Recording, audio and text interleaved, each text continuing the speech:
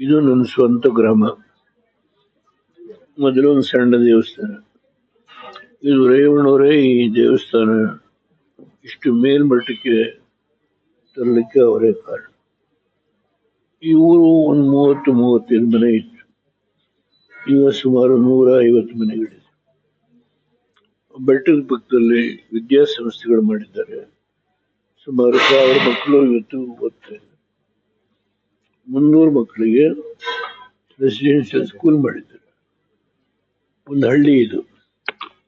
ಅದು ರೇವಣ್ಣವರ ಕೊಡುಗೆ ತುಂಬಾ ಇದೆ ಈ ಜಿಲ್ಲೆಯ ಪ್ರಗತಿಗೆ. ಅದ್ರ ಬಗ್ಗೆ ನಾನು ಸಭೆಯಲ್ಲಿ ಮಾತಾಡುವಾಗ ಹೇಳ್ತೀನಿ. ಅದ್ರ ಜೊತೆಗೆ ಕುಮಾರಸ್ವಾಮಿ 2 ಸಾರಿ ಮುಖ್ಯಮಂತ್ರಿಗಳಾಗಿದ್ದರು. ಆ ಸಂದರ್ಭನೂ ಬಳಕೆ ಮಾಡಿಕೊಂಡು ರೇವಣ್ಣವರು ಈ ಜಿಲ್ಲೆಯ ಪ್ರಗತಿಗೆ ಹೆಚ್ಚು ಕೆಲಸ ಮಾಡಿದ್ದಾರೆ. ಅದು ಈ ರೀತಿ ಎಲ್ಲ ಶಾಸಕರು ಕೆಲಸ ಮಾಡಿದರೆ ಬಹುಶಃ ರಾಜ್ಯದಲ್ಲಿ ಪ್ರಗತಿಯ ವೇಗ ತುಂಬಾ ಹೆಚ್ಚಾಗಬಹುದು. ಇದು ಬ್ಯಾಕ್ಗ್ರೌಂಡ್. ಇಷ್ಟು ನಿಸ್ಸಂದರ್ಭ ಹೇಳಿ ಬಾಕಿ ವಿಷಯನ ಇದೊಂದು ಐತಿಹಾಸಿಕ ಸಮಾವೇಶ ಸರ್. ಜೆಡಿಎಸ್ ಪಾಲಿಗೆ ಇದೊಂದು ಐತಿಹಾಸಿಕ ಸಮಾವೇಶ ಆಗುತ್ತೆ ಹಾಸನ ಜಿಲ್ಲೆದು. ನೀವೆಷ್ಟು ಮಟ್ಟಿಗೆ ಅದಕ್ಕೆ ಪ್ರೋತ್ಸಾಹ ಕೊಡ್ತೀರೋ ಅದ್ರ ಮೇಲೆ ಆಗುತ್ತೆ. ಈಗ ನೀವೇ ಸೇರಿರತಕ್ಕಂಥ ಜನಗಳ ಒಂದು ದೃಶ್ಯನ ಕಣ್ಣಿಂದ ನೋಡಿ to what extent you are going to give